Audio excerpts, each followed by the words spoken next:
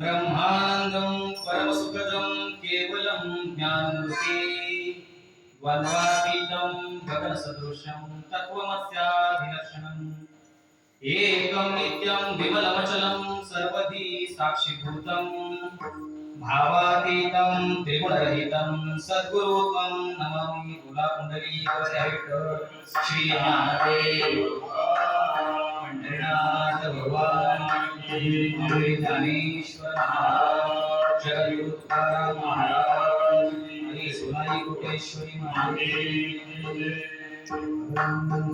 हरी जय जय राम कृष्ण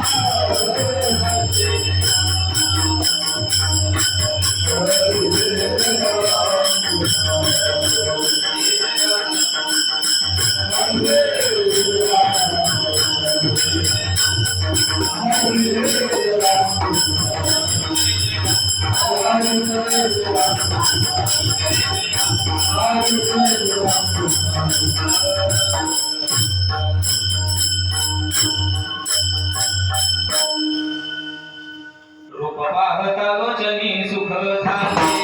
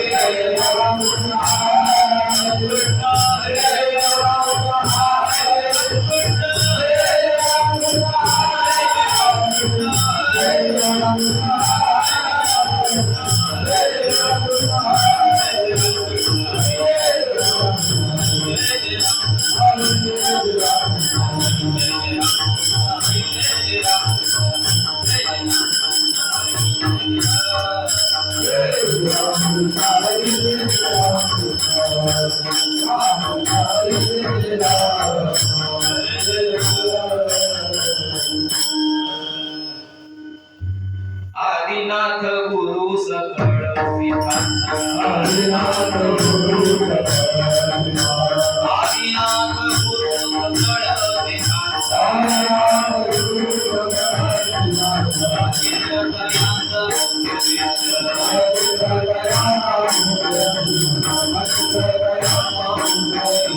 आदिनाथ गुरु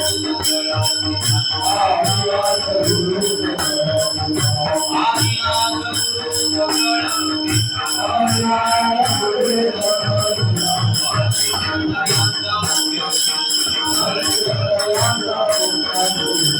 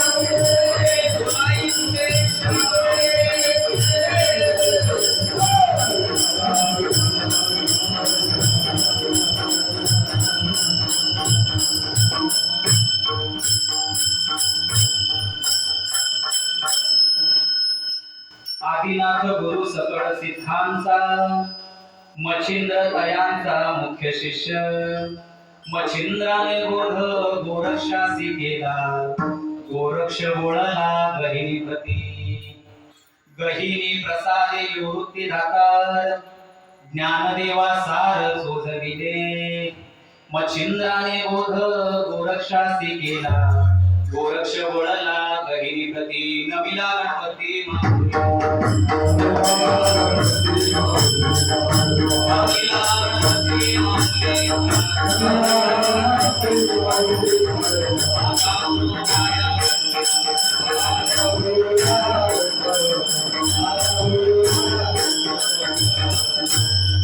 गणपती माऊली सारदा आता गुरुराया दंडवत गुरुराया चरणी मस्तक ठेविले आपुल्या स्तुतीला द्यावी गुरुराया तुझा ऐसा नाही सखा कृपा करुणिरंका धरी हाता तुका म्हणे माता पिता गुरुबंधू तुझ कृपा सिंधू पांडुरंगा पांडुरंगा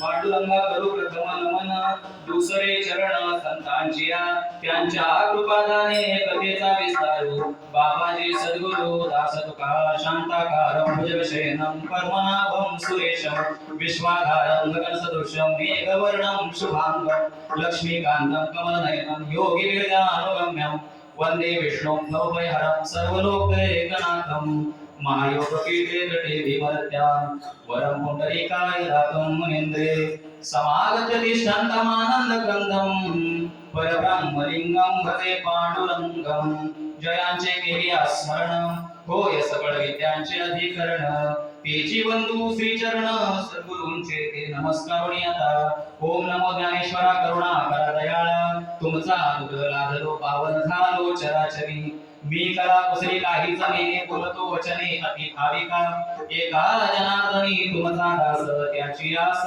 पुरवावी श्री गुरु चरण सरोज रज निज मनो गुरु सुधारी वर्णमुर कुबीर विमल जसू जोदाय कुफल चारी बुद्धि बीनत भुजानिके सुमीर पवन कुमार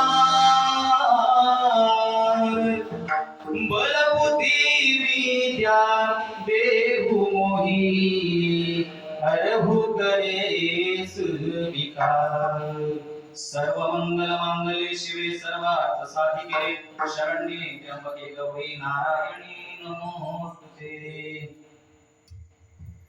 देवादिदेव गणपतीरायांना वंदन करून झालं, पांडुरंगाला वंदन करून झालं, हनुमंतरायांना वंदन करून झालं, सर्व देवदेवता साधू संत सद्गुरुजनांना वंदन करून झालं।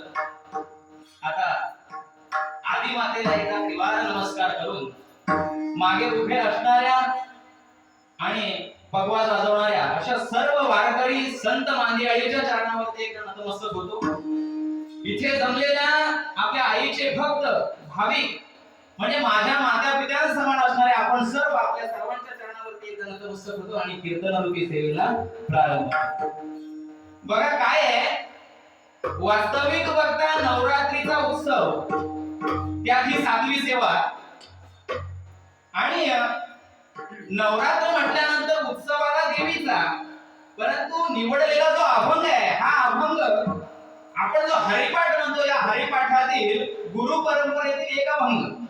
आदिनाथ गुरु सगळ सिद्धांचा मच्छिंद्र तयांचा मुख्य शिष्य मच्छिंद्राने बोध गोरक्षासी केला गोरक्ष गुळला गहिनी प्रसारी निवृत्ती दातार ज्ञानदेवा सार सोजविले मच्छिंद्राने बोध गोरक्षासी केला गोरक्ष गुळला गहिनी प्रती। आता उत्सव देवीचा आहे आणि अभंग निवडलेला गुरु परंपरेतील, मग याचं कारण काय? कारण इथे आल्यानंतर आम्हाला सर्वांना दिसतं की ही झोलाई माता, झोलाई कोटेश्वरी म्हणजे दोघींची नाव आहेत का? मग या माता, पण त्यांच्या शेजारी कुठेतरी एक आम्हाला वेगळं चिन्ह दिसतंय, ते म्हणजे पिंड आहे। आणि पिंड म्हणजे कोणाचं स्थान? आदिनाथांचं स्थान, शंकरांचं स्थान। म्हणून कुठेतरी ही नवीन चेतना आली, निवडलेला अभंग दुसरा।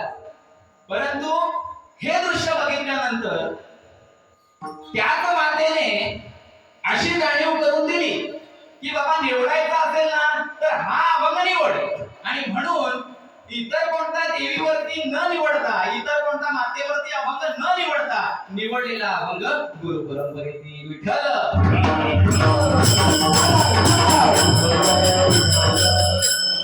आता मुळात नवरात्र म्हणजे काय हो? नवरात्र म्हणजे काय? नवानाम रात्रीनाम समाहार म्हणजे काय? हा 9 दिवसांचा 9 रात्रींचा असा मिळून हा समारोह किंवा एक समारंभ आपण साजरा करतो। नवरात्र म्हटले की नुसती 9 रात्रच नाही आली, त्याच्यामध्ये 9 दिवस सुद्धा आले। मग या 9 रात्रीचा हा समारोह किंवा कार्यक्रम उत्सव आपण साजरा करतोय आणि या उत्सवाला शारदीय नवरात्र म्हणतात। अशा नवरात्री बऱ्याच आहेत। आपण एक चैत्रातली सुद्धा नवरात्री साजरी करतो, ती म्हणजे श्रीरामनवमीच्या वेळीची येते ती, म्हणजे रामनवमीच्या आधी 9 दिवस आपण सप्ताह साजरा करत असतो, ती सुद्धा एक नवरात्रच आहे, ती चैत्रमधली। आणि ही शारदीय म्हणजे शारदा मातेची म्हणून नव्हे तर शरद ऋतूमध्ये येते, शरद ऋतूमध्ये येते म्हणून ही शारदीय नवरात्र। आणि या शारदीय नवरात्रीच्या उत्सवानिमित्त आज आपण इथे सगळेजण जमलेलो आहोत आणि इथे जमल्यानंतर आपल्या सर्वांची या आदिमातेच्या भक्तांची सेवा करण्याची संधी आज माझ्या नशिबाला आली आणि म्हणून मी स्वतःला धन्य समजतो। याला कारण अनेक जण आहेत, म्हणजे उदाहरणार्थ माझे सासरे असतील श्री अनंत मांडवकर किंवा सावंत महाराज असतील, आपल्या परिचयाच्या आपल्याच गावातले सावंत महाराज असतील, कांगणे महाराज असतील, संजोग महाराज असतील, असे नवनवीन रत्न या गावामध्ये आहेत ज्यांच्यामुळे इथं कीर्तन परंपरा चालू राहते। आणि याच सर्वांच्या आणि आपल्या सर्वांच्या कृपा आशीर्वादाने मला इथं आज आपल्या सर्वांची सेवा करण्याची ही संधी मिळाली नवरात्रीच्या उत्सवानिमित्त। म्हणून स्वतःला धन्य समजतो, स्वतःचं भाग्य समजतो आणि आईची सुद्धा सेवा करण्याची त्या निमित्तानं संधी मिळाली। बघा नवरात्र म्हटले की आपल्याला डोळ्यासमोर दिसायचं पहिलं ते म्हणजे नवरात्रीचा कार्यक्रम किंवा नवरात्रीचा उत्सव म्हणजे डबल बाऱ्यांचा नाच. नवरात्र म्हटलं की काय यायचं समोर? डबल बाऱ्यांचा नाच, शक्ती तुऱ्यांचा नाच असतो ना आपल्याकडे, माहिती आहे ना? कोणी बोलायला तयार नाही. नाही काय करा माहितीये का, सगळे असे जरा विस्कळीत बसले ते एकत्र आले तर थोडं बरं होईल. बघा जमलं तर थोडं. विठ्ठल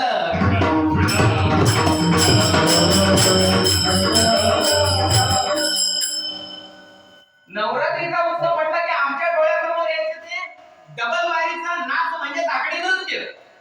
सामान्य आणि आपल्या गावठी भाषेमध्ये नाच.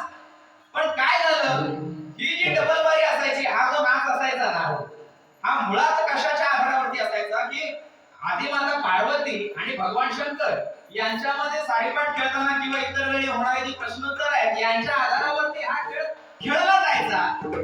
परंतु कालांतराने याच्यामध्ये बदल झाला आणि याच्यामध्ये थोडी अश्लीलता यायला सुरुवात झाली. ज्यावेळी अश्लीलता यायला सुरुवात झाली त्यावेळी हळूहळू ते कार्यक्रम कमी व्हायला लागले. त्यानंतर भजनाच्या बाऱ्या सुद्धा व्हायच्या, डबल वारी भजनाची व्हायची, पण त्याच्यात सुद्धा भजन करताना सुद्धा हे बुवा एकमेकांची मापं काढायची. अशी परिस्थिती निर्माण व्हायला लागली, म्हणून तेही थोडं कमी झालं. आता या पट्ट्यात होतं की नाही माहिती नाही, पण डबल वाऱ्यांची भजनं सुद्धा व्हायची पेटीवरती. मग त्याच्यात सुद्धा एकमेकांची मापं काढली जायची, ते थोडं कमी झालं.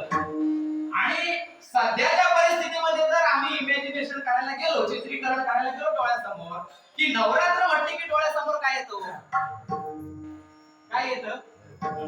दोन काट्या हातामध्ये. आता आपल्याकडे काट्या नाही वापरत, आपल्याकडे टाळ्याच असतात. पण गरबा इथं नवरात्रीच्या उत्सवाला पाऊल ठेवलं की मैतो भूल गई बाबुल का देश, तिथून सुरुवात झाली आमच्या गरब्याची किंवा उत्सवाची. म्हणजे नवरात्र म्हटले की आमच्या समोर, आमच्या डोळ्यासमोर हे चित्रीकरण दिसतं, हे इमॅजिनेशन आम्ही करतो. पण इथं आल्यानंतर मात्र हे सगळं वेगळं बघायला मिळालं. आणि जसं विचारपूस केली असता कळलं की हे आजचं नाहीये, तर कित्येक वर्ष ही परंपरा आपल्या इथे चालत आलेली आहे. कीर्तन परंपरा, हरिपाठ केला जातो, कीर्तन केला जातो. का नाही केला जाणार? कारण जी नावं घेतली मगाशी 5-6 जणांची, आता बऱ्यापैकी लोकांची काही माझ्याशी ओळख नाहीये, पण जे काही ओळखीचे झालेले आहेत, ही रत्न काही साधारण रत्न नाहीये. म्हणून अशी रत्न जर या गावामध्ये असतील, या तालुक्यामध्ये असतील, तर हे कार्यक्रम कीर्तनाचे, अध्यात्माचे अशाच स्वरूपाचे होणार आणि वास्तविक अशाच स्वरूपाचे झाले पाहिजेत. कारण नवरात्रीचा उत्सव हा आदिमातेचा उत्सव आहे, देवीचा उत्सव आहे. आणि इथे अश्लीलतेची गाण्यांवरती डान्स करण्यापेक्षा, नाच करण्यापेक्षा तिला कोणती प्रकारची भक्ती आवडेल तर तिचं नामस्मरण कसं होईल, तिचं सात्संगिक स्वरूपाची भक्ती कशी केली जाईल, ती भक्ती त्या आदिमातेपर्यंत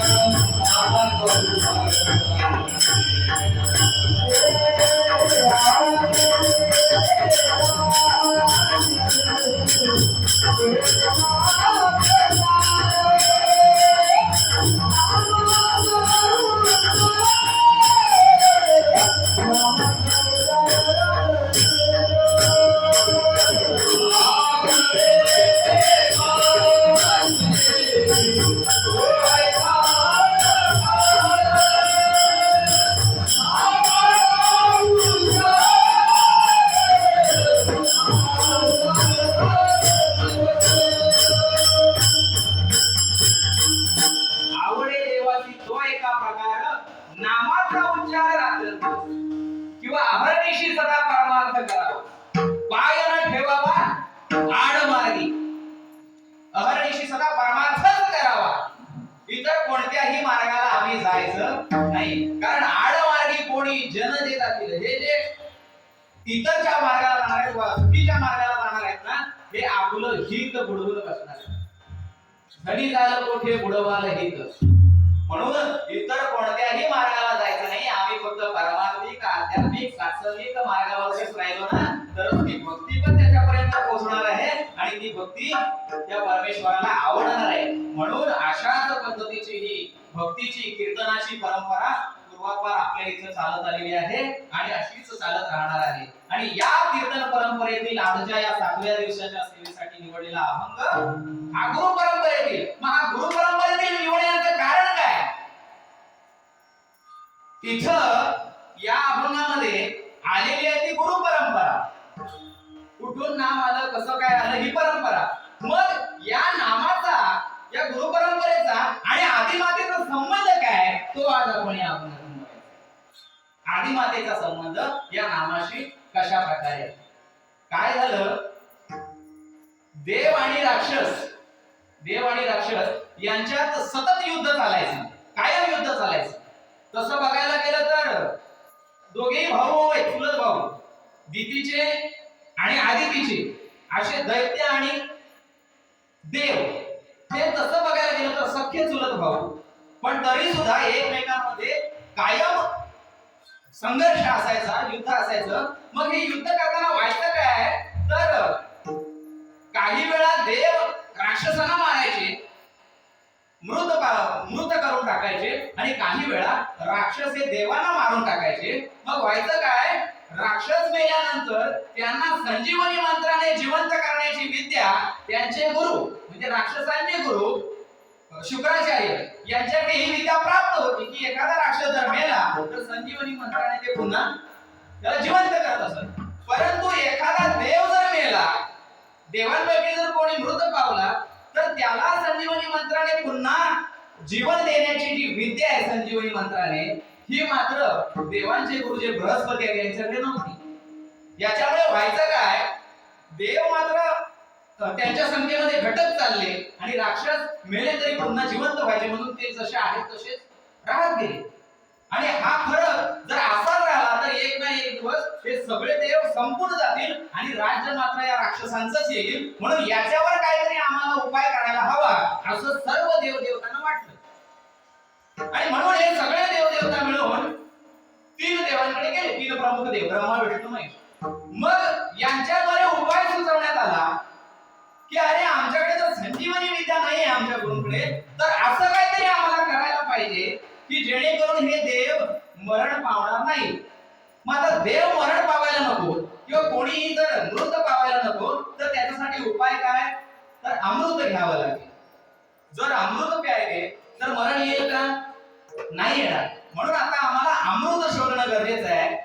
मग विचार करून लक्षात आलं की अमृत मिळेल कुठे, अमृत कुठे मिळेल, क्षीरसागरामध्ये, समुद्रामध्ये मिळेल. मग आता या समुद्रामधून ते अमृत काढणं एवढं सोपं आहे का हो, एवढ्या मोठ्या समुद्रामध्ये नाही. कारण समुद्रामध्ये अमृत आहे, पण अमृत नेमकं तळाला आहे, मध्यभागी आहे की वरती पृष्ठभागावर आहे, याचं कोणालाही ज्ञान नाहीये. दुधामध्ये तूप असतं, दुधामध्ये तूप आहे, पण आपण सहजासहजी ते काढू शकतो का?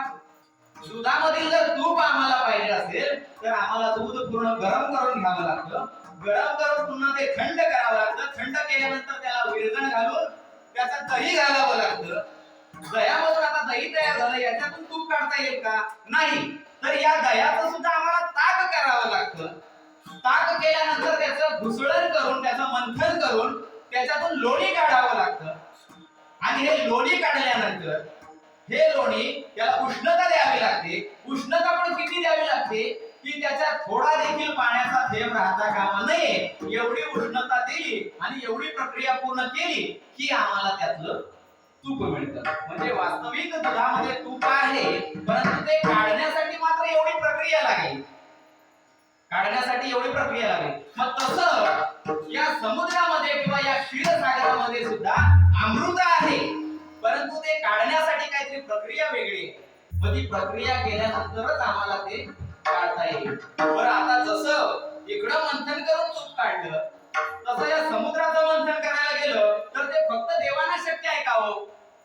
फक्त देवांना शक्य नाही. मग म्हणून पुन्हा हे देव राक्षसांची स्तुती करावी लागेल. कारण बघा, किती पण चांगला मनुष्य असू द्या, आपण कितीही चांगले मनुष्य असू द्या, आणि आपल्या कोणी एखादा विरोधात असतो, आपला सख्खा भाऊ असेल, बांधावरून भांडणं असतील, शेतावरून भांडणं असतील, घराच्या पाणीवर भांडणं असतील, पण ज्यावेळी डाव जेव्हा आपल्या बाजूने लागत नाही किंवा पलीकडच्या बाजूने लागतो तेव्हा आपण गोड बोलायला लागतो की नाही? कारण आपलं हित त्यामध्ये दडलेलं असतं, आपला स्वार्थ त्यामध्ये दडलेला असतो. मग तसंच देवांचं झालं आणि देव सुद्धा स्वार्थी बोलू लागले की बाबा रे, या समुद्रामधून आम्ही जर अमृत काढून जर आम्ही प्यायलो ना आपण सर्वजण, तर आपण सर्वजणांमध्ये युद्ध करण्याची काही गरजच वाटणार नाही. कारण कोणी मरणार नाही. जर मरणार नाही तर उगाच कशाला मारा? जर कोणी मरणारच नसेल तर मारायचं कशाला? म्हणून तुम्ही आमचे भाऊ भाऊ आहात, किती काही झालं तरी, मग तुम्हीही मारायचं नाही आणि आम्ही मारायचं नाही. अमृत घेऊया आणि सगळ्यांनी वाटून पिऊ. आणि म्हणून तुम्ही जर सोबतीला आलात तर बरं होईल. राक्षसी खुश झाले, त्याला अमृत प्यायला भेटतंय. म्हणजे एवढी संजीवनी विद्या प्रयोग करण्याची काही आवश्यकता नाही. म्हणून अमृताच्या आश्रित तेही तयार झाले. बरं, आता तयार झालेले आहेत देव आणि दानव दोन्ही. पण आता प्रश्न निर्माण झाला की आपण घरामध्ये जे टाक घुसळायला रवी करतो, काही ती टोपामध्ये करायचं असेल तर छोटी रवी असते, काही जण ते मोठ्या टाकीत पण पूर्वी करायचे. त्याला काय म्हणतात मला आठवत नाही नाव त्याचं, पण रशीला बांधून असे करायचे. बघितलेलं आहे मी लहानपणी, पण ते नाव आठवत नाही. मग तशी रवी इथं चालणार आहे का? नाही. मग एवढ्या मोठ्या समुद्राचं मंथन करायचं आहे, मग त्याला लागणारी रवी सुद्धा तेवढी मोठी पाहिजे. मग एवढी मोठी रवी आणायची कुठून? आपल्या देवसड्यात आहे कुठे वरती सड्यावरती? नाही आहे का? खेडच्या बाजारात मिळेल? नाही मिळणार. मग एवढी मोठी रवी आणायची कुठून? मग सगळ्यांच्या लक्षात आलं की अरे बापरे, एवढी जर मोठी रवी पाहिजे ना, तर मेरू पर्वताशिवाय आपल्याला काही दुसरा पर्याय नाही. म्हणून सगळे देव ब्रह्मा विष्णू महेशांसोबत या मेरू पर्वताच्या म्हणजे मंदराच्या या पर्वताच्या ठिकाणी गेले आणि त्याला विनंती करू लागले की बाबा, आमची अशी अशी अडचण झालेली आहे, तर तुझी मदतीची आम्हाला आवश्यकता आहे. आणि मेरू पर्वत हा संत वृत्तीचा असल्यामुळे लगेच तयार झाला. बरं, आता मेरू पर्वत तयार झाला, रवी मिळाली, पण एवढ्या मोठ्या रवीला घुसळण करण्यासाठी लागणारी जी रशी आहे, आता कमीत कमी 3.5 पेटोळे मारून दोन्ही साईडला डोकं हाताशी धरता येतील एवढी लांब रशी हवी. म्हणजे रशी आपल्या खेडच्या बाजारात आहे का? मुंबईत जरी जाऊन शोधून आणायचं म्हटलं तरी मिळणार नाही. मग एवढी मोठी रवी आणायची कुठून? मग त्यावेळी भगवान शंकरांनी सुचवलं की सगळ्यात ज्याची लांबी जास्त असा वासुकीनाग पाताळामध्ये राहतो, त्याला घेऊन येऊया. आणि मग त्याला पाचारण करण्यात आलं, वासुकीला बोलवण्यात आलं आणि वासुकीला बोलवून त्याची रशी करण्यात आली. 3.5 फेरे मारण्यात आले. 2 साईडला 2 टोकं, एक तोंडाचा भाग, एक शेपटीचा भाग. बरं, आता पुन्हा प्रश्न निर्माण होतो की तोंडाकडे कोणी राहावं आणि शेपटीकडे कोणी राहावं? कारण मानाचा प्रश्न आहे ना. तोंडाकडे कोणी राहावं, शेपटीकडे कोणी राहावं? पुन्हा प्रश्न निर्माण झाला. दोघांची पुन्हा भांडणं व्हायला सुरुवात झाली. कोणीच ऐकायला तयार नाही, कारण प्रत्येकाला मान पाहिजे. तोंडाची साईड आमची.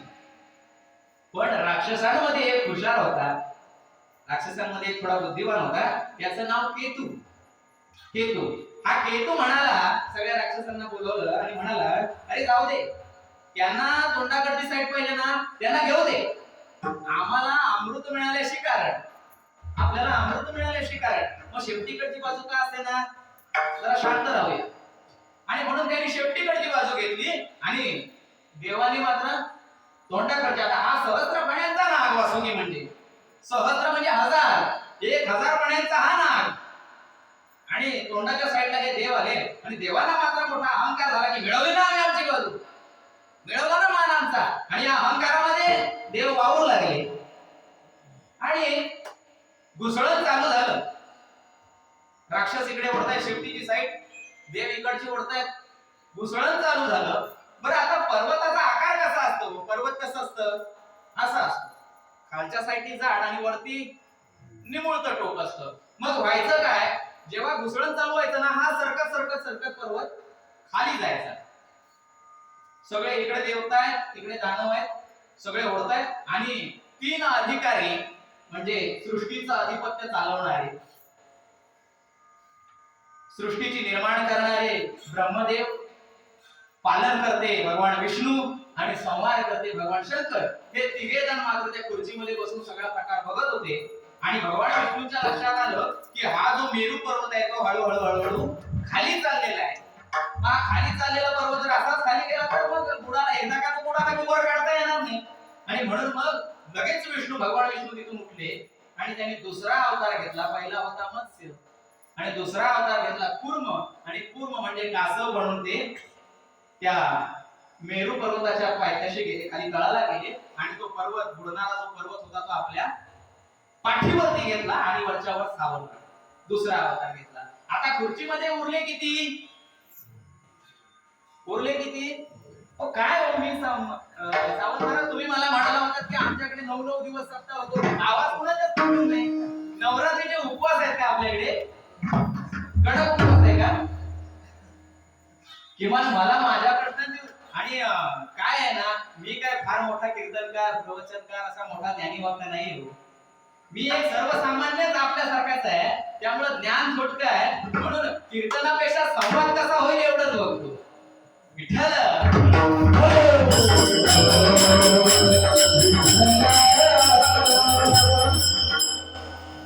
आता खुर्चीमध्ये उरले किती?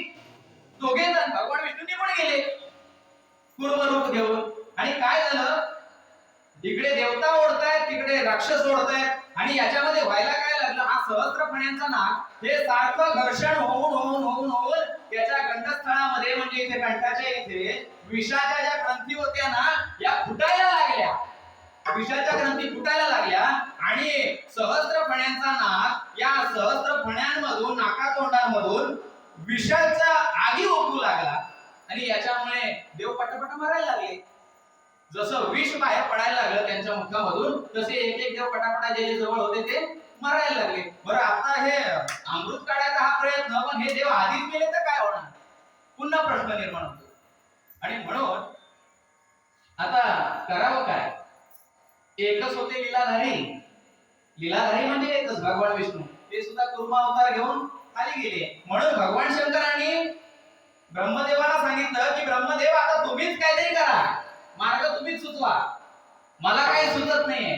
तर ब्रह्मदेव म्हणाले, मी फक्त सृष्टीचं निर्माण करताय, I am only production manager, मला बाकी काही येत नाही, म्हणून मी काय तुमची याच्यामध्ये सहायता करू शकत नाही.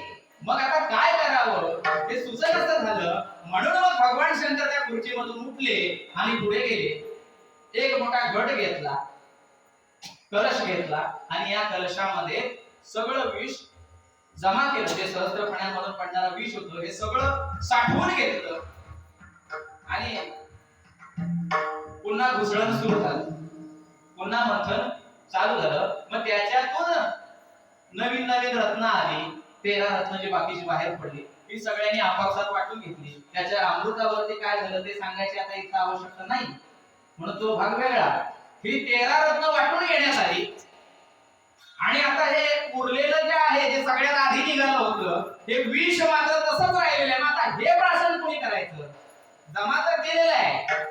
मग भगवान शंकराने मागचा पुढचा विचार न करता तसंच तो विषाचा प्याला म्हणजे तो घट आहे तो वरती केला. आता बघायला गेलं तर ते भगवान शंकर कसे हो दिसायला? कसे आपण आरती करतो माहितीये ना भगवान शंकरांची, लवथवती विक्राळा ब्रह्मांडी माळा, विषय कंठ काळा, त्रिनेत्री ज्वाळा. पण त्याच्यामध्ये जे ध्रुवापद बोलतो ना, आरती ओवाळू, त्याच्यामध्ये कसं त्याचं वर्णन सांगितलेलं आहे? त्याला कर्पूर गौरम म्हटलेलं आहे किंवा कर्पूर गौरम करुणावतारम. हे जे भगवान शंकर आहेत ना, यांचं वर्णन कसं आहे पूर्वीचं? कर्पूर गौरम म्हणजे कर्पूर म्हणजे कापूर, कापुरासारखे गौर वर्णाचे, गोऱ्या रंगाचे असणारे हे भगवान शंकर. पण जराही आपल्या स्वरूपाचा विचार न करता, सौंदर्याचा विचार न करता ते हलाहल तसंच वरती करून प्यायला लागले. आणि ते सगळं जे हालाहल आहे ते आपल्या या कंठामध्ये समाविष्ट करून घेतलं. आणि यामुळे त्यांचा जो कंठ आहे ना निळ्या रंगाचा झाला. म्हणून तेव्हापासून या भगवान शंकरांना नवीन नाव पडलं. कोणतं नाव? नीलकंठ. तेव्हापासून भगवान शंकर नीळकंठ म्हणून ओळखले जाऊ लागले. बरं, याचा प्रभाव फक्त कंठावरती नाही झाला, तर संपूर्ण शरीर जे आहे, या संपूर्ण शरीराचा दाह व्हायला सुरुवात झाली, संपूर्ण शरीराची आग व्हायला सुरुवात झाली. म्हणून भगवान शंकर इकडे तिथे सैरावैरा पडू लागले, कारण आग जास्त झालेली आहे, आता सहन होत नाहीये, त्रास होतोय. हे सैरावैरा पाळताय, काही केलं त्यांची आग काही मिटत नाही. म्हणून आता आग मिटवण्यासाठी किंवा या शरीराचा दाह थांबवण्यासाठी भगवान शंकराने उपाय करावा म्हणून काय केलं, जो सरपटणारा नाग आहे या नागाला आणून आपल्या गळ्याभोवती, आपल्या कंठाभोवती वेष्टन करून ठेवलं. आता काय आहे, नाग जरी तसा विषारी असला तरी सुद्धा त्याची जी जमिनीला सरपटणारी जी खालची त्वचा आहे ती कशी आहे, अतिशय थंड आहे. बघितलं का कोणी हात लावून? नसेल तर बघा उद्या ना. खालची जी त्वचा आहे ती थंडगार आहे, म्हणून या थंडगार त्वचेने माझ्या कंठाचा दाह मिटेल म्हणून भगवान शंकरांनी या नागाला आपल्या गळ्याभोवती गुंडाळलं. पण तरी सुद्धा दाह काही कमी झाला नाही. मग म्हणून काय केलं, तर सगळ्यात शीतल अशी वस्तू या ब्रह्मांडामध्ये कोणती, तर चंद्र. म्हणून चंद्राला आणून आपल्या मस्तकावरती धारण केला, पण तरी सुद्धा अंगाचा दाह काही कमी झाला नाही. मग आता काय करावं, म्हणून बघा ज्यावेळी पण आपला हात भाजतो किंवा एखादा चटका लागतो, आपण पहिलं काय करतो, पहिलं पाण्यात बोट बुडवतो. पण तसं या पाण्याने माझी आग कमी होईल म्हणून मस्तकावरती जटेमध्ये साक्षात गंगेला धारण केलं की आता तरी मला थंडावा मिळेल. पण तरी सुद्धा काहीही परिणाम झाला नाही. आणि अशाच या विवंचनेमध्ये जे भगवान शंकर सापडलेले होते, एक ना एक प्रयोग त्यांचा चालू होता. त्यांना काही सुटका मिळत नव्हती या त्रासातून. आणि हे वरती चाललेलं असताना इकडे पृथ्वीवरती काय झालं होतं, जे नारद मुनींचे शिष्य आहेत वाल्मिकी यांनी एक ग्रंथ लिहिला. तो ग्रंथ म्हणजे रामायण. आणि रामायण, या रामायणाची संपूर्ण श्लोकांची जी संख्या आहे ना, ती संख्या शतकोटी आहे, म्हणजे 100 कोटी. चरितम रघुनाथस्य शतकोटीच्या प्रविष्टम. 100 कोटी श्लोक तयार करून या रामायणाची निर्मिती वाल्मिकी ऋषींनी केली होती, नारदांचे शिष्य. आणि हे रामायण पूर्ण झाल्यानंतर, हे काव्य पूर्ण झाल्यानंतर याच्यामध्ये तिघांची मिळून भांडणं झाली. तीन कोण, तर स्वर्गातील देव, पृथ्वीवरचे मनुष्य म्हणजे आपण सर्व, आणि पाताळातील पन्नग म्हणजे साप. तर या तिघांमध्ये भांडणं सुरू झाली की याच्यावरती अधिकार आमचा आहे, याच्यावरती अधिकार फक्त आमचा आहे, आणि याच्यावर वादविवाद चालू झाले.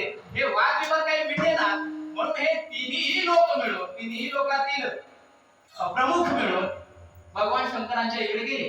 नारद त्यांना घेऊन गेले की बाबा तुमच्या एवढा असा ज्ञानी कोणी नाहीये की या 100 कोटींचं विभाजन करून आम्हाला देऊ शकेल, म्हणून सगळे आम्ही तुमच्याकडे आलेलो आहोत. आता तुम्हीच काय तो मार्ग दाखवा, कारण एकाला जरी जास्त गेलं ना तरी दुसरा रागवतो.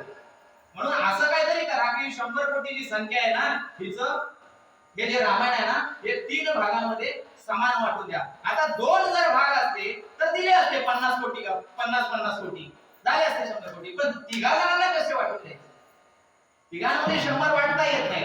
म्हणून मग पर्याय काय निवडला भगवान शंकरांनी.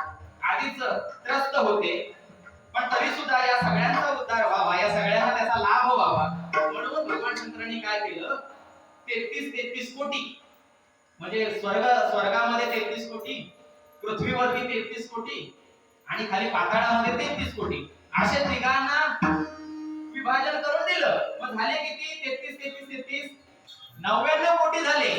पण 1 कोटी अजून उरले, अजून 1 कोटी शिल्लक आहे. मग 1 कोटी शिल्लक आहे म्हणून 33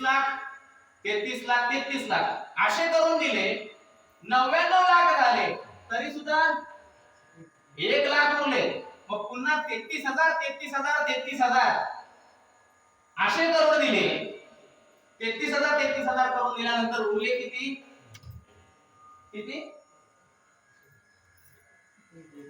1,000 उरले. मग आता किती दिले, 330 असे दिले. आता किती उरले, 10 उरले. मग या 10 पैकी 3 3 3 वाटून दिले. आता तरी सुद्धा एक मात्र शिल्लक राहिला. आता एक कसा वाटायचा? मग या एक मध्ये होती 32 अक्षर. एक जे होत आहे याच्यात होती 32 अक्षर. मग 32 अक्षर 10 10 10 तिघांना वाटून टाकली. 30 वाटून दिली तिघांना आणि उरली ती 2 अक्षर.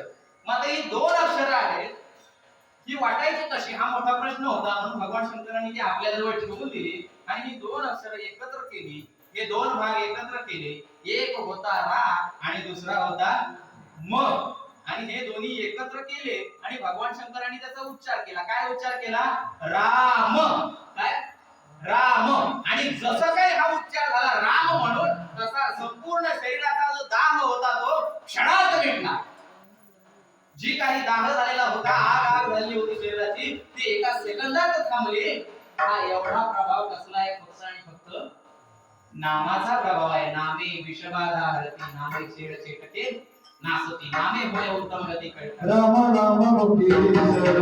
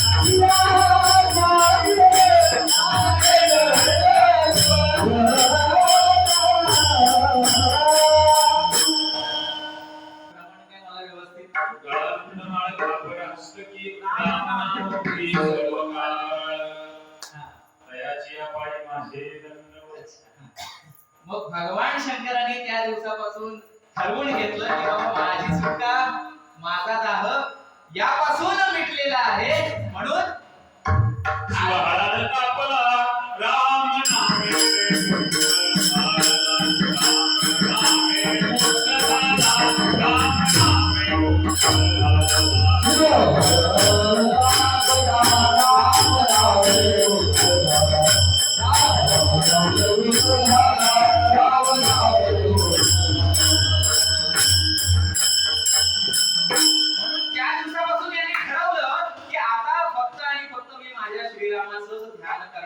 बाकी अन्य मला काहीही करायची आवश्यकता नाही. म्हणून हे नामस्मरण सतत करू लागले. पण हे नामस्मरण, या नामस्मरणाच्या ह्याच्याने जर विषबाधा राहू शकते. भगवान शंकर स्वतः परमेश्वर असताना त्यांचा दाह मिटू शकतो, त्यांचा त्रास मिटू शकतो. मग आमच्यासारख्या सर्वसामान्यांचं काय? म्हणून आम्हाला सुद्धा या नामावरती श्रद्धा ठेवून हे नामस्मरण जर आम्ही केलं ना तर आमच्या जीवनामधील ही सगळी संकट आहेत ना नामाच्या चिंतने 12 वाटे पडती विघ्ने, सगळी विघ्न पळून जाणार आहेत. फक्त हे नाम जे आहे ना, हे नाम आता थोडंसं शॉर्टकट घेतो कारण वेळ भरपूर होत चाललेला आहे. हे जे नाम आहे ना, फक्त हे नाम आहे ते सद्गुरूच्या मुखातूनच आलेलं असलं पाहिजे. कारण मी वारंवार सांगत असतो जिथे जिथे सेवा होईल तिथे की बऱ्याचदा अनेक कीर्तनकार लगेच अनुग्रह द्यायला तयार होतात किंवा सुरुवात करतात. वास्तविक आपण तेवढी साधना केलेली नसते. कीर्तनकार झाले म्हणजे काय साधना झाली असं होत नाही. किंवा मी असं म्हणणारच नाही की पाठांतर सगळं पाहिजे.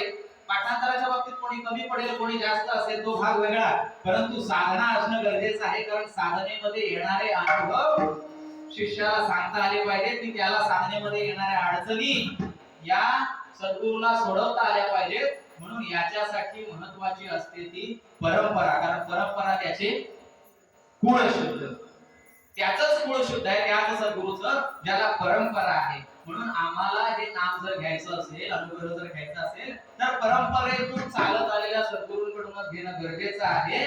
मग ही परंपरा नेमकी आली कुठून, कशी आली, हे अभंगातील पहिले आदिनाथ आदिनाथ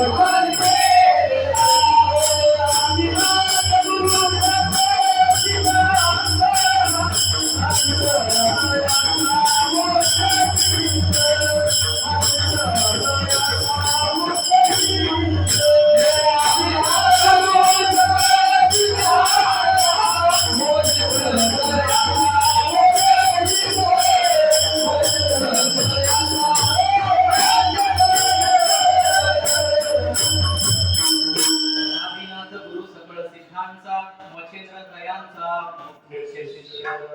काय झालं, आता जी कथा सांगितली ना, या कथेवरून भगवान शंकर जे आहेत ते सतत या रामाचं ध्यान करायला लागले. पण व्हायचं काय तर जिथे ते ध्यान करायचे तिथं त्यांच्या आजूबाजूला असणारे जे यक्ष होते किंवा त्यांचे जे गण होते, या गणांच्या मुळे थोडंसं त्यांच्या साधनेमध्ये कुठेतरी व्यत्यय यायला लागले.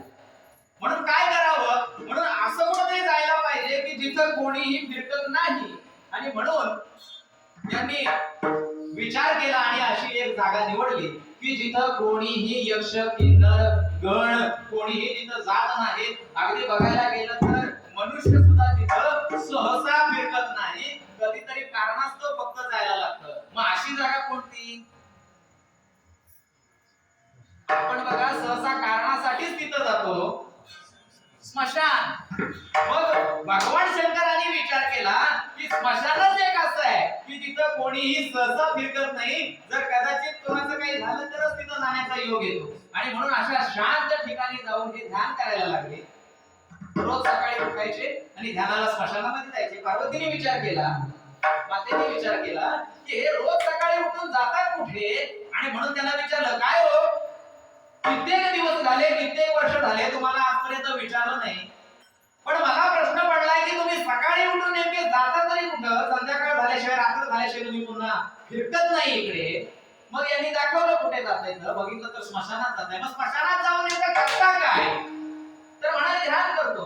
ध्यान करतो. कोणाचं ध्यान करता. तुम्ही तर महादेव आहे, देवांचे देव, सगळ्यात मोठा देव म्हणजे भगवान शंकर. मग तुम्हाला कोणाचं ध्यान करण्याची आवश्यकता काय. तर वास्तविक पाहता भगवान शंकर हे विष्णूंना गुरु मानत होते आणि भगवान विष्णू हे भगवान शंकरांना गुरु मानतात. असं हे नातं आहे. म्हणून यांनी सांगितलं, मी ना माझ्या श्रीरामाचं ध्यान करत असतो, माझ्या श्रीरामाचं ध्यान करत असतो. आणि याच वेळी हिला थोडंसं वेगळं वाटलं की म्हणजे माझ्या महादेवांपेक्षा श्रीराम कोणतरी मोठा आहे होय. कारण नाव महादेव आहे, सगळ्यात मोठा देव.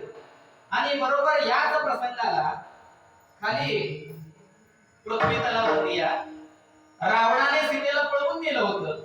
रावणाने सीतेला पळवून नेलं होतं. आणि या सीतेच्या वियोगामध्ये प्रभू रामचंद्र प्रत्येक झाडाला मिठ्या मारत होते, दगडांना मिठ्या मारत होते, वेलींना मिठ्या मारत होते. आणि तिला सीता समजून तिच्याशी ढसाढसा रडत होते. वेलींना मिठ्या मारून, झाडांना मिठ्या मारून, दगडांना मिठ्या मारून. म्हणून पार्वती मातेने दाखवलं शंकरांना, अहो तुम्ही म्हणताय माझे आराध्य भगवान श्री प्रभू रामचंद्र, पण तुमचा राम खाली काय करतोय बघा, त्या झाडांना आणि दगडींना मिठ्या मारून रडतोय. हा परमात्मा हो तुमचा, हा परमात्मा तुमचा, हा देव. म्हणाले पार्वती तू त्या फंद्यात पडू नको, तुला काही त्यातलं समजायचं नाही, तुला काही त्यातलं कळणार नाही, म्हणून तू काही त्याच्यात पडू नाही. म्हणाली मला त्यांची परीक्षा घ्यायची नाही. तुम्ही म्हणताय ना ते माझ्यापेक्षा मोठे आहेत, माझे आराध्य आहेत, मला बघायचं नाही की तुमच्यापेक्षा मोठे कसे आहेत. आणि म्हणून परीक्षा घ्यायची ठरवली. बऱ्याच वेळा भगवान शंकरांनी थांबवली, पण तरी सुद्धा ही काही थांबली नाही. आणि गेली परीक्षा घ्यायला. ते वेलींना, दगडींना, सगळ्या झाडांना जे जे काही दिसत त्यांना मिठा मारून रडत होते, माझी सीता, माझी सीता म्हणून. कारण सीतेला पळवून नेलं होतं, विरह झाला होता. आणि ही सीता मातेचं रूप घेऊन आदिमाता आली. आदिमाता साक्षात सीता मातेचं रूप घेऊन आली प्रभू रामचंद्रांच्या समोर. आणि समोर येऊन त्यांच्या समोर येऊन उभे राहिले. राम आणि लक्ष्मण दोघे जण होते. लक्ष्मणाला वाटलं की वहिनी आली, लक्ष्मणाला वाटलं वहिनी आली. पण तेवढ्यात प्रभू रामचंद्रांचं त्यांनी एक वेगळंच कृत्य बघितलं लक्ष्मणाने, की लक्ष्मणाने नमस्कार करायच्या आधी प्रभू रामचंद्रच पुढे गेलेले आहेत आणि त्या मातेच्या चरणावरती लोटांगण घातलेलं आहे आदिमातेच्या. आणि म्हणाले, माते तू मला सांगितलं असतंस ना तर मी आलो असतो तुझ्याकडे, तू इथे येण्याचे कष्ट का घेतलीस. मग मात्र आता पार्वती माता गडबडून गेली. का. कारण मुळात सीता मातेच्या स्वरूपात आलेली आहे.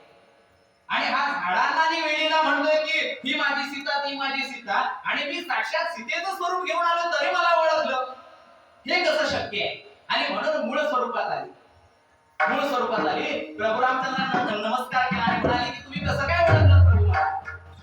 जाणलं तिने की नाही नाही सर्वसामान्य माणूस नाही, प्रभू रामचंद्र म्हणजे साक्षात विष्णूचा अवतार आहे, परमात्मा आहे. ओळखलं, जाणलं. कसं काय ओळखलं म्हणाली. तर म्हणाला प्रभू रामचंद्र म्हणाले, आईला कधी आपल्या लेकराला ओळखायची काही वेगळी खूण असावी लागते का.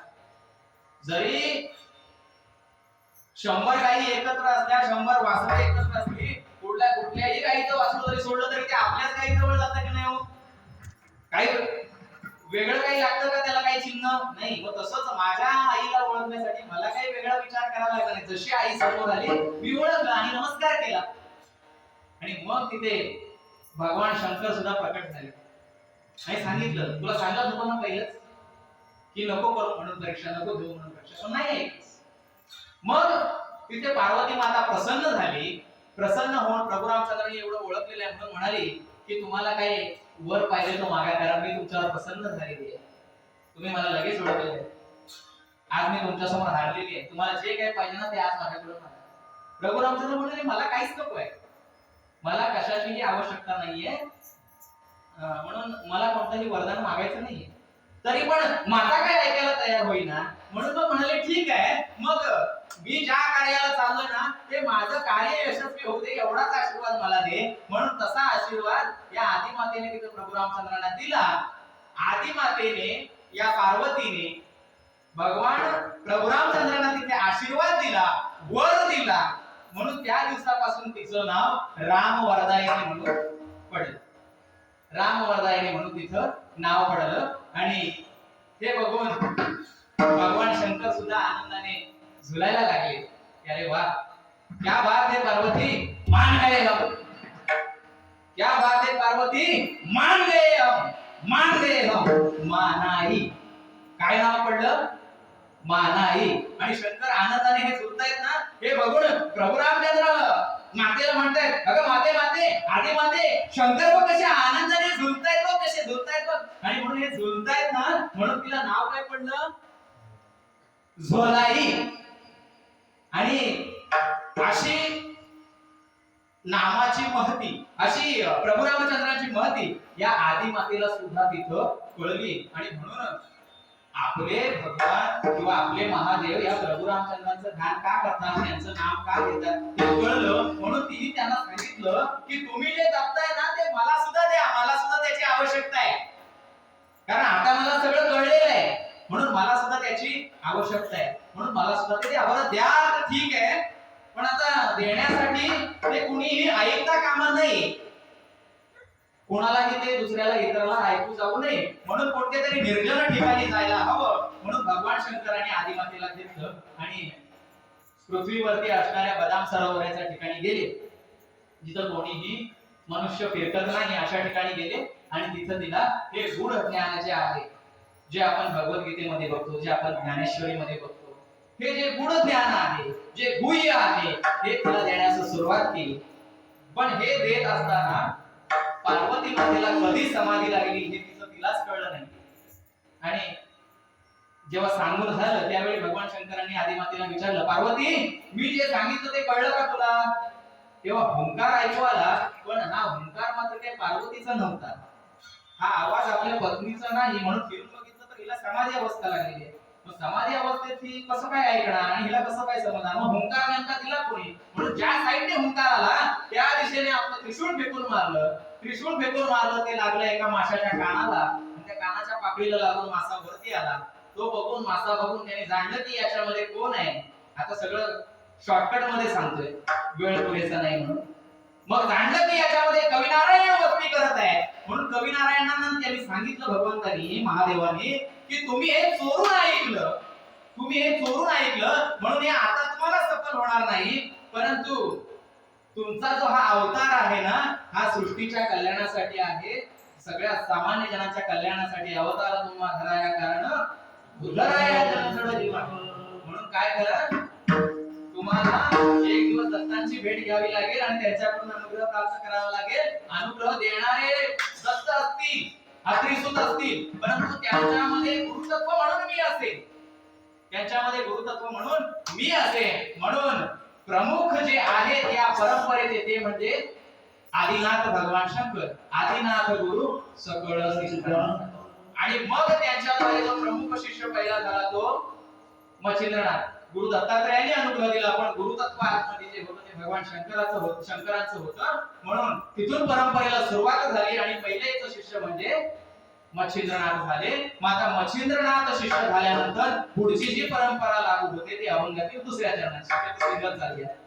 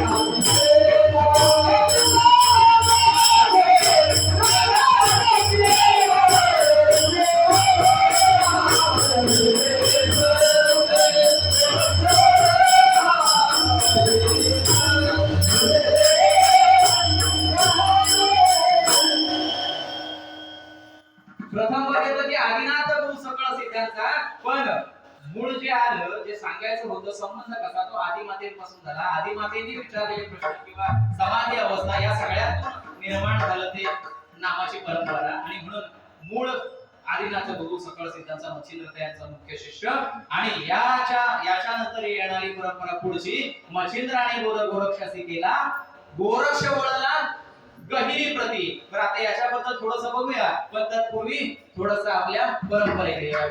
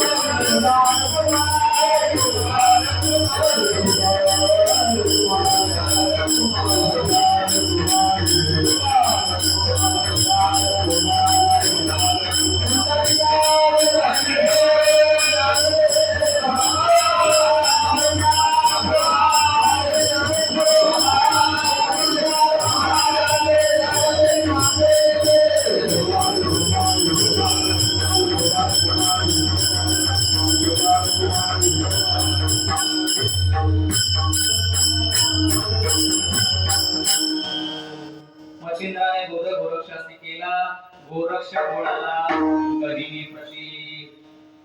आता जास्त काही विवेचन न करता डायरेक्ट कथेकडेच येतो. काय झालं, एक दिवशी ना एका टेकडीवरती एका औदुंबराच्या झाडाखाली, औदुंबराच्या वृक्षाखाली एक विचित्र सोंग बसलं होतं. विचित्र सोंग बसलं होतं आणि त्याच्या अवतीभोवती काही भक्त मंडळी बसली होती, चर्चा करत होती. विचित्र सोंग. आणि या विचित्र सोंगाने वरती बघितलं आकाशामध्ये, तर आकाशामधून काहीतरी एक वस्तू जाताना दिसली. आकाशातून काहीतरी आकाशमार्गे वस्तू जाताना दिसली. म्हणून यांनी जमलेल्या लोकांना विचारलं, भक्त मंडळीला, की हे वरून चाललंय ते काय आहे. मग भक्त मंडळींनी सांगितलं की बऱ्याच दिवसापासून आहे ना या गावामध्ये एक यती आला आहे. एक यती आला आहे, गोसावी आला आहे, साधू आला आहे. आणि काय काय आहे, पूर्वी तो स्वतः यायचा आणि भिक्षा मागून जायचा. पण आता तो साधना करतोय ना, म्हणून तो आता स्वतः येत नाही. त्याची झोळी येते, 5 घरं फिरते, भिक्षा मिळाली की झोळी पुन्हा त्याच्याकडे जाते. ही ती झोळी चाललेली आहे भिक्षा मागण्यासाठी. मग याने म्हणाला, असं होय, मग एवढ्या मोठ्या विद्वानाचं, एवढा मोठा यती आहे, एवढा चमत्कार करणारा की झोळी वरून घालवतोय आणि आज भिक्षा मागतोय, मग त्याचं दर्शन आम्हाला घ्यायलाच पाहिजे. म्हणून ती झोळी आकर्षण करून घेतली, आकर्षित करून घेतली आणि आपल्या जवळ ठेवली. बरं, तिकडे या यतीला जाणवलं की पूर्वी अर्ध्या तासात यायची रिटर्न, पण आता 2 तास झाले तरी अजूनपर्यंत काय झोळी आपल्याकडे आलेली नाहीये. म्हणून जागे झाले, झोळी कुठे गेली म्हणून ध्यान मुद्रेने बघितलं कुठे झोळी आहे. तर लक्षात आलं, औदुंबराच्या झाडाखाली त्या टेकडीवरती विचित्र सोंग बसलेला आहे आणि त्याच्या पुढ्यात आपली झोळी पडलेली आहे. म्हणून क्षणाचाही विलंब न करता हे यती तिथं आले. इथं आल्यानंतर मात्र सगळे जे भक्त मंडळी साईडला बसली होती ती घाबरले. पण हे जे विचित्र सोंग होतं ना, या विचित्र सोंगाने त्यांना नमस्कार केला आणि म्हणाले, या प्रभू, तुमचीच वाट बघते, तुमच्याच दर्शनाची मला आशा होती, लोभ होता, लालसा होती. तर म्हणाले, माझी झोळी कोणी इथं आणून ठेवली, कोणी पकडायचे दुस्साहस केलं. म्हणाले, मीच केलं ते दुस्साहस, कारण मला तुमचं दर्शन घ्यायचं होतं. अरे मग दर्शन घ्यायचं होतं तर तू तिथे यायचं ना. दर्शन तुला पाहिजे, माझं दर्शन पाहिजे, मग माझ्या दर्शनासाठी मी तुला दर्शन द्यायला काय येऊ, तू माझ्या इथे यायला पाहिजे ना. आणि म्हणून राग आला, क्रोध आला आणि म्हणून झोळीमध्ये हात टाकला त्या रागामध्ये आणि विभूती काढली आणि म्हणाले, आता एका क्षणात तुला जाळून भस्म करतो. आणि विभूती घेतली ती चिमणीमध्ये आणि अशी फेकणार, तेवढ्याच मागून हाक आली की गोरक्षा थांब. गोरक्ष थांबले. आता ही हाक कोणाची होती, तर श्री गुरु मच्छिंद्रनाथांची हाक होती. मच्छिंद्रनाथ जवळ आले आणि म्हणाले की अरे तू ज्याला जाळून भस्म करायचं म्हणतोयस ना तो दुसरा तिसरा कोणीही नसून माझा बाप आणि तुझा आजोबा आहे. साक्षात श्री गुरु दत्तात्रय आहेत ते आणि ती तुझी परीक्षा घेण्यासाठी इथे आलेले. आणि मग हे सगळं कळल्यानंतर त्यांनी नमस्कार केला गुरु दत्तात्रयांना. त्या विचित्र सोंगाला विचित्र सोंग म्हणजे 6 हात दिसत होते, 3 तोंडाचा घडा असा मी मनुष्य कधी बघितला नव्हता. म्हणून माझ्याकडून हे दुष्कृत्य घडलं. मला माहितीच नाही की हे गुरु दत्तात्रय आहेत म्हणून.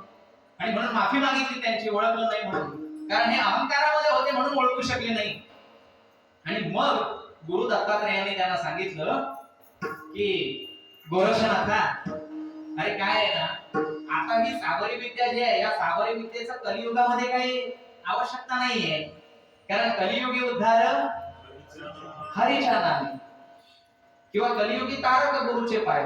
गुरूंकडून जे नाम मिळणार आहे त्या नामाच्या जोरावरतीच या मनुष्यांचा उद्धार होणार आहे. कलियुगी सुगम साधन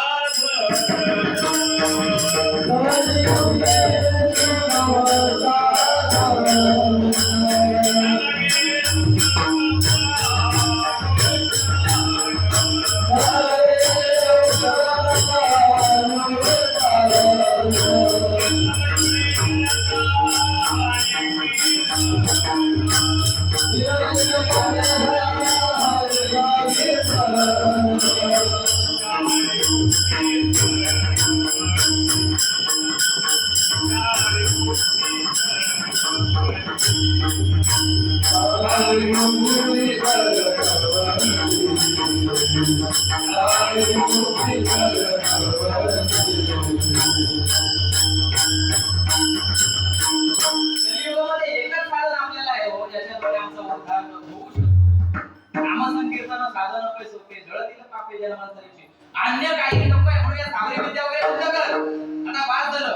तसं बघायला गेलं ना तर हे जे गोरक्षनाथ आहे ना यांनी आधी एका वेगळ्या शिष्याला अनुग्रह दिला होता. ते म्हणजे रेवणनाथ. आदिनाथ उमा बीज प्रगटले मच्छिंद्राला झाले सहज स्थिती. त्याची प्रेममुद्रा गोरक्षा दिली पूर्ण कृपा केली गहिनीनाथा. तसंच आदिनाथ गुरु सकळ सिद्धांचा मच्छिंद्रतयांचा मुख्य शिष्य मच्छिंद्राने बोध गोरक्षासी केला आणि गोरक्ष बोधे रेवणनाथाला रेवणगिरी झाले सिद्ध तयांपासून काढसी. रेवणनाथांना जो उपदेश दिला होता त्यांच्यापासून जी परंपरा चालत आली ती काळसिद्धेश्वर सांगतो. आणि ते साबरी विद्या शिकवली होती तेव्हा. म्हणून हे चालणार नाही असं आता गुरु दत्तात्रयांनी सांगितलं आता चालणार नाही. म्हणून पुन्हा नामावरती जोर केला, पुन्हा साधना केली. हे सगळं बाजूला ठेवले जरा चमत्कार आणि नाम साधना करून पुन्हा एक शिष्य निवडला ते म्हणजे गहिनीनाथ. आणि गहिनीनाथांना अनुग्रह दिला. मच्छिंद्राने बोध गोरक्षासी केला, गोरक्ष बोलला गहिनी प्रती गहिनी प्रसादे निवृत्ती दातार ज्ञानदेवा सार शोधले. आणि गहिनीनाथांनी त्यांनी वरचं मिळालेलं नाम साधना आहे तिचाच अवलंब करून चमत्कार थोडे बाजूला ठेवून नाम साधना केली. आणि या नाम साधनेच्या जोरावरती निवृत्तीनाथांना अनुग्रह दिला. आणि निवृत्तीनाथांना अनुग्रह दिल्यानंतर याच निवृत्तीनाथांनी जे वरून चालत आलेलं जे नाम आहे हे पुढे सरकवलं ते ज्ञानोबारायांकडे. आणि ज्ञानोबारायांनी असा विचार केला की आतापर्यंत चालत जे आलेलं आहे ते एक गुरु एक शिष्य परंपरा आहे. याच्यामध्ये एकाचाच उद्धार होतोय. एका गुरुचा एका शिष्याचा म्हणजे एकाचाच उद्धार होतोय, बाकीचा कोणाचाही उद्धार होत नाहीये. म्हणून आम्हाला काहीतरी वेगळं कार्य केलं पाहिजे. आतापर्यंत इथपर्यंत जो निवृत्तीनाथांपर्यंत आलेला संप्रदाय आहे तो शैव संप्रदाय. निवृत्तीनाथांपर्यंत आला तो शैव संप्रदाय. परंतु आता इथून पुढे ज्ञानोबारायांना जो अनुग्रह मिळालाय मग ज्ञानोबारायांनी थोडं वेगळं करायचा विचार केला आणि जे हे लपलेलं आहे ते खुल्लं करून दाखवलं. त्याला ही एक कथा आहे वेगळी की आता हे वास्तविक शैव चालत आलेलं आहे पण हे देण्याचा अधिकार नाहीये असं या आलेल्या परंपरेमध्ये बंडखोरी करण्याचा अधिकार नाहीये आम्हाला. पण तरी सुद्धा ज्ञानोबारायांनी बंडखोरी केली. पण कधी केली? जेव्हा पांडुरंगाने माधव नावाच्या ब्राह्मणाकडून माळ पाठवली खूण म्हणून, तेव्हापासून ही शैव परंपरा खंडित होऊन तिथून वैष्णव परंपरा सुरू झाली आणि तिथून मग आपला हा वारकरी संप्रदाय निर्माण झाला. मग ते ज्ञानोबारायाने ते सोपानदेव मुक्ताबाई वगैरे विसोबा शास्त्री विसोबा केचर आणि नामदेव महाराज असं करत करत करत बाबाजी चैतन्य तुकाराम महाराज असं इथपर्यंत हे अशी वारकरी संप्रदायाची सगळी दुरा चालत आलेली आहे. आणि जगद्गुरु तुका अवतार नामयाचा संप्रदाय सगळ्यांचा इथून या आणि याच संप्रदायामध्ये आपण आता हे वावरतो आणि अशी ही परंपरा आपली चालत आलेली आहे. पण या परंपरेचं मूळ जे आहे ते ही आदिमाता, नामाचा मूळ संबंध जो येतो तो त्या आदिमातेशी येतो. कारण आदिमातेने विचारलं तुम्ही जे ध्यान करता ते कुणाचं करता, एवढी काय ताकद आहे, मलाही ते ऐकायचं आहे, मलाही ते जाणून घ्यायचं आहे. आणि म्हणून ते जाणून घेण्यासाठी केलेला प्रयत्न त्याच्यामुळे आम्हाला सगळ्यांना हे मिळालेलं आहे. म्हणून सगळ्यात मोठी कृपा या परंपरेवरती असेल तर ती आदिमातेची आहे. आणि म्हणून आजचा निवडलेला अभंग आता सांगतो की त्या आदिमातेचा, कारण नामाचा आणि आदिमातेचा संबंध असेल. वास्तविक घ्यायचा अभंग होता दुसरा, पण तो इथं आल्यानंतर लक्षात आलं की घेण्यात आलेला होता म्हणून तो थोडा बाजूला ठेवला, थोडासा बदलून गेलो. आता याच्यामध्ये काही चुकलं असेल, बोलताना काही चुकीचा शब्द गेला असेल, काही कथा चुकली असेल किंवा काहीही थोडा वेगळ्या दिशेला भरकटलो असेल तर आपण ती चूक क्षमा करून घ्यावी.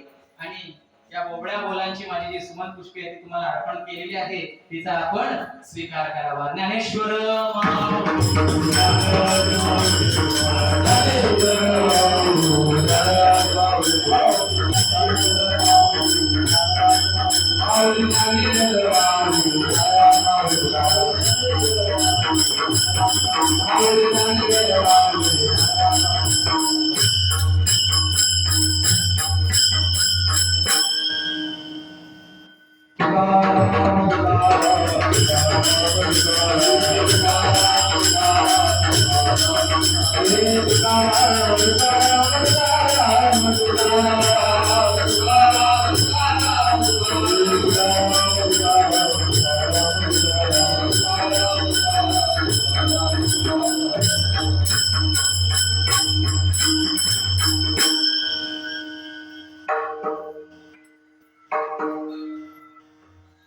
गहिनी प्रसाद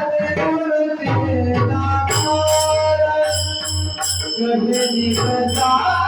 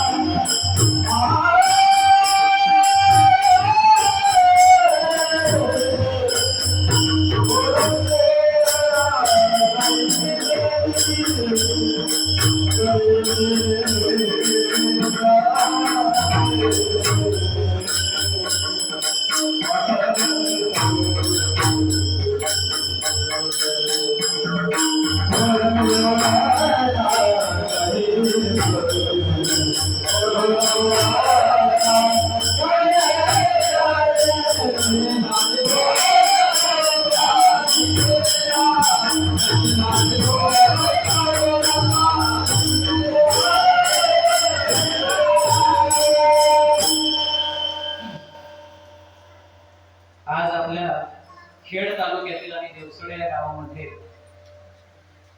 नवरात्रीचा हा 7वा दिवस आणि नवरात्री पर्वामध्ये मला आपल्या सर्वांची सेवा करण्याची संधी मिळाली. मगाशी सांगितलं की वास्तविक नवरात्री म्हणजे काय आणि इथं आल्यानंतर जे बघायला मिळालं ते काही वेगळंच थोडस. आणि तसंही आम्ही आल्यानंतर इथं ओळखत नाही, पण कोणीतरी म्हणालं होतं की ज्यावेळी इथे उभे राहाल ना त्यावेळी लक्षात येईल की याचं चैतन्य काय आहे म्हणून. इथं उभं राहणं वेगळंच आहे, ज्यावेळी बाहेरून आलो त्याच वेळी कळालं की इथं काय चैतन्य आहे, कोणतं स्वरूप आहे. सच्चिदानंद स्वरूप इथं पूर्णपणे भरलेलं आहे आदिमातेचं. इथं आलेल्या क्षणीच लगेच लक्षात आलं होतं. आणि हे खरोखर जागृत देवस्थान असल्यासारखं एक ठिकाण आहे आपल्या गावातील.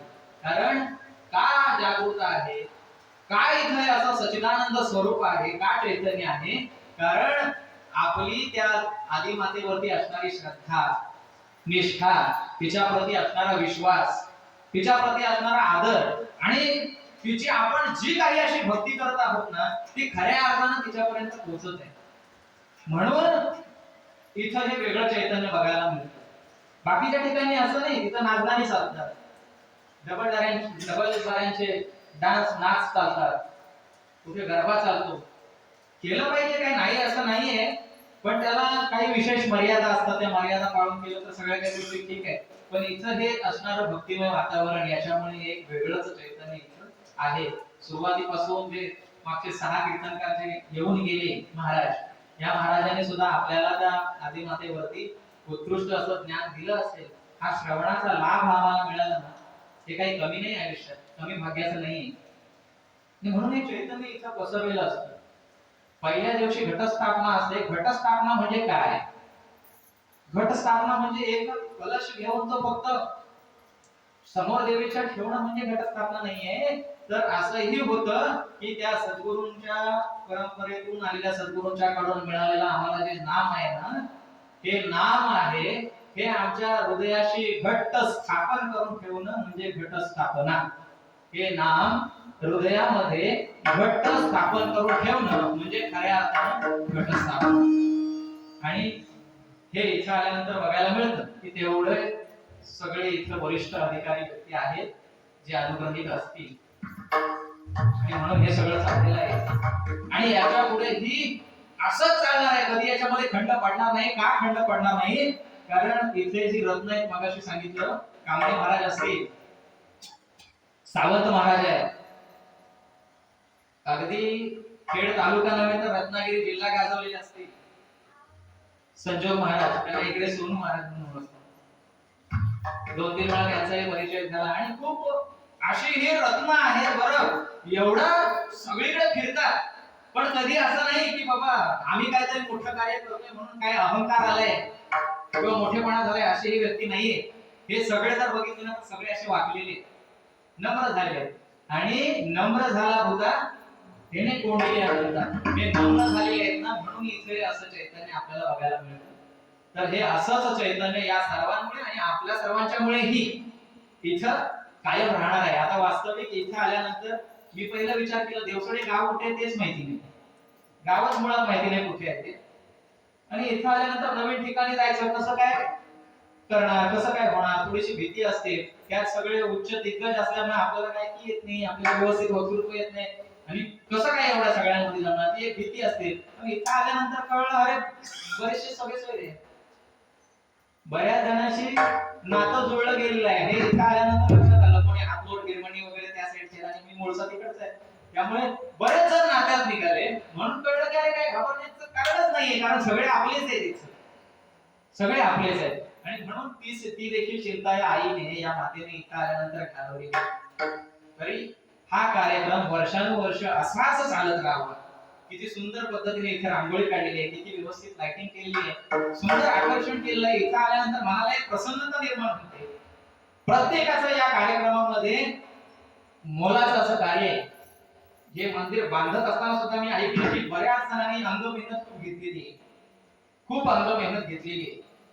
ती मेहनत असेल किंवा हा कार्यक्रम साजरा करत असताना कोणी लाइटिंगचं काम केलं, कोणी हे सतरंज अंतरण्याचं काम केलं, कोणी झाडू मारण्याचं काम केलं, कोणी कधी प्रसाद वाटण्याचं काम केलं, कोणी भजन करण्याचं, हरिपाठ करण्याचं. कारण त्या नेम चुकता कामा नये म्हणून प्रत्येकाने वेगवेगळ्या पद्धतीने इथं सहकार्य करण्याचा प्रयत्न केलेला आहे.